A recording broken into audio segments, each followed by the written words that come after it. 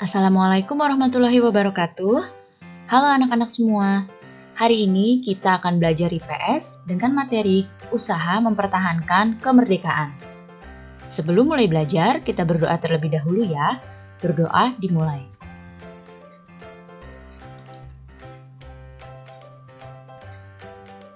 Berdoa selesai. Baik anak-anak, sudah siap untuk belajar hari ini? Kalau sudah siap, mari kita mulai belajarnya.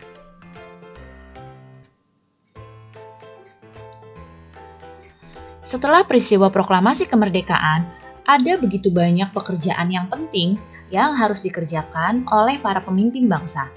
Pekerjaan itu adalah pembentukan Negara Kesatuan Indonesia. Sebagai negara yang baru lahir, Indonesia tentu saja belum memiliki Undang-Undang Dasar. Apa fungsinya Undang-Undang Dasar? Fungsi dari Undang-Undang Dasar adalah untuk mengatur segala aspek kehidupan berbangsa dan bernegara. Kepala negara dan kepala pemerintahan yang akan menjalankan pemerintahan juga belum ada. Oleh karena itu, para pemimpin bangsa mengadakan rapat untuk membentuk struktur pemerintahan dengan memanfaatkan PPKI. PPKI melakukan sidang sebanyak 3 kali, yaitu pada tanggal 18, 19, dan 22 Agustus tahun 1945.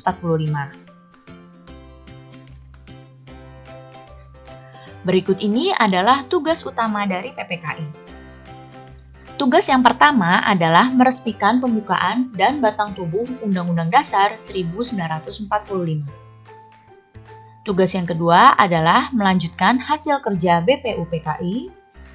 Dan tugas yang ketiga adalah mempersiapkan segala sesuatu yang berhubungan dengan masalah ketatanegaraan Indonesia. Berikut ini adalah keputusan dari 3 sidang PPKI. Sidang pada 18 Agustus 1945 menghasilkan keputusan berikut ini, yaitu menetapkan dan mengesahkan Undang-Undang Dasar 1945 serta memilih dan mengangkat Soekarno serta Muhammad Hatta sebagai Presiden dan Wakil Presiden Indonesia. Hasil sidang tanggal 19 Agustus 1945 adalah membentuk 12 kementerian dan 4 menteri negara. Dan hasil yang berikutnya adalah membagi Indonesia menjadi 8 provinsi, yaitu Sumatera, Jawa Barat, Jawa Tengah, Jawa Timur, Sunda Kecil, Maluku, Sulawesi, dan Borneo. Hasil sidang tanggal 22 Agustus 1945 adalah membentuk KNIP sebagai pembantu presiden sebelum lembaga negara sesuai undang-undang terbentuk, dan membentuk alat kelengkapan keamanan negara, yaitu BKR. Badan Keamanan Rakyat.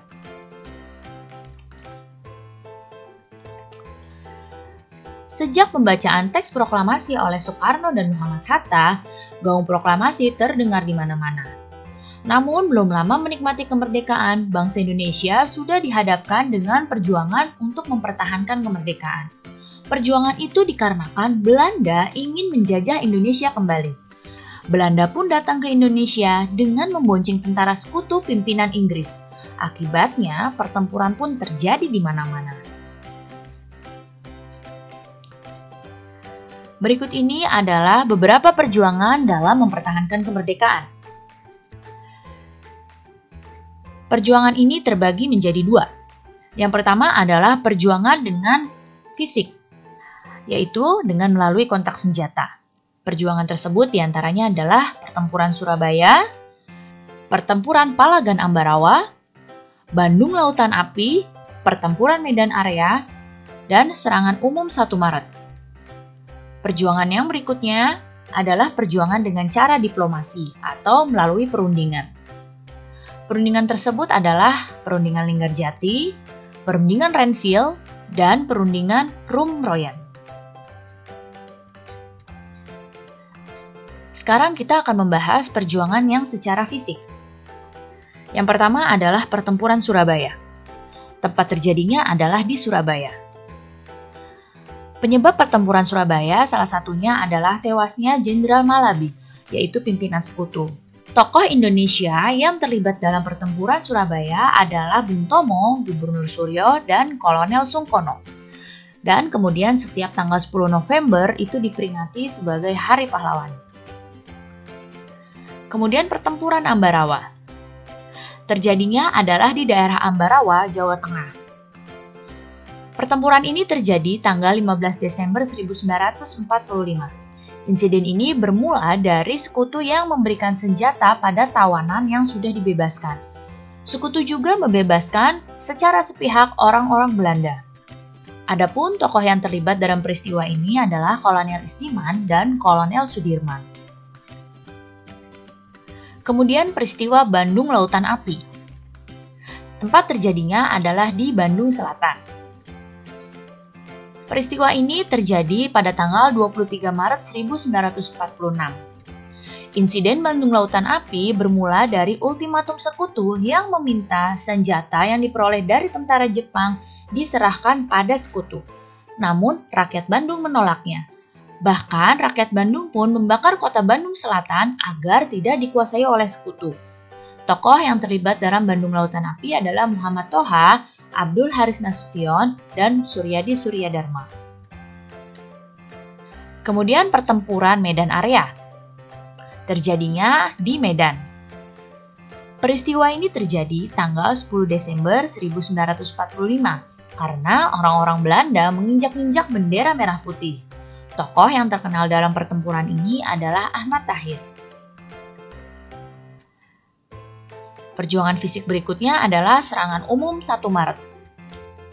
Tempat terjadinya serangan umum 1 Maret adalah di Yogyakarta.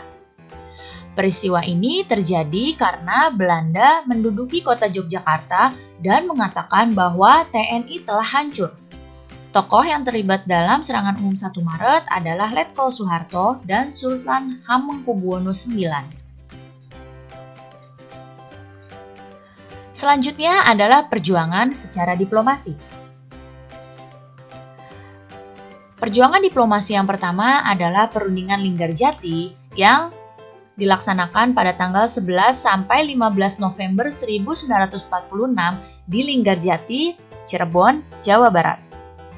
Perwakilan dari Indonesia adalah Sultan Syahrir dan perwakilan dari Belanda adalah Profesor Schemerhon. Namun, perundingan Linggarjati ini diingkari oleh Belanda karena Belanda melancarkan agresi militer Belanda yang pertama pada tanggal 21 Juli 1947. Perjuangan diplomasi yang kedua adalah dengan perundingan Renville.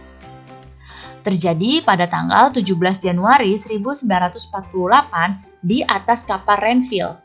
Perwakilan dari Indonesia adalah Perdana Menteri Amir Syarifuddin dan perwakilan dari Belanda adalah Raden Abdul Qadir Widjoatmojo. Namun lagi-lagi Belanda mengingkari isi perjanjian Renville dan melakukan agresi militer Belanda yang kedua, tanggal 19 Desember 1948. Kemudian perundingan yang ketiga adalah perundingan Rumroyen yang terjadi tanggal 7 Mei 1949 di Jakarta. Perwakilan dari Indonesia adalah Muhammad Rum dan perwakilan Belanda adalah Van Rooyen. Isi perjanjian dari Rumroyen ini menguntungkan bagi Indonesia karena pada perjanjian ini menuliskan bahwa Belanda akan mengakui kekuasaan Republik Indonesia dan akan dilaksanakannya konferensi meja bundar.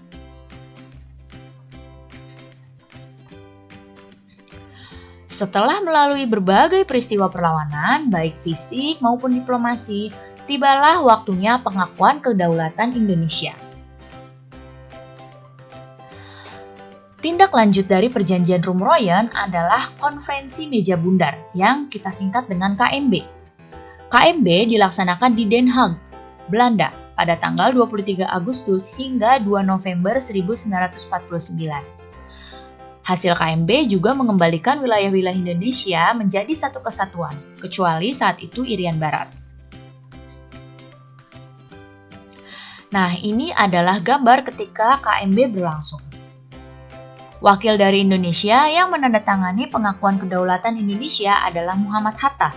Dan wakil dari Belanda yang menandatangani pengakuan kedaulatan Indonesia adalah Ratu Juliana. Baik anak-anak, cukup sekian ya penjelasan Ibu kali ini. Mudah-mudahan kalian paham dan mengerti. Terima kasih anak-anak semua, sampai jumpa lagi. Wassalamualaikum warahmatullahi wabarakatuh.